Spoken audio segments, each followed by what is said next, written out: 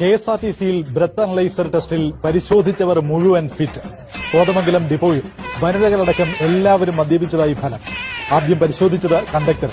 മദ്യപിച്ചിട്ടില്ലെന്ന conductor. തുടർന്നായിരുന്നു station master മുതൽ വനിതാ സ്വീപ്പറെ വരെ പരിശോധിച്ചത്. ഇന്ന് രാവിലെ ഡിപ്പോയിൽ ഡ്യൂട്ടിക്ക് എത്തിയവരെയാണ് ഇതുപോലെ പരിശോധന നടത്തിയത്. കണ്ടക്ടറും ഡ്രൈവറും ഡ്യൂട്ടിക്ക് കയറുന്നതിന് തൊട്ടു മുമ്പായിരുന്നു പരിശോധന. ആദ്യം ഒരു കണ്ടക്ടറെ പരിശോധിക്കുന്നു. അയാൾക്ക് പാലക്കാട് റൂട്ടിൽ പോകാനുള്ളതായിരുന്നു.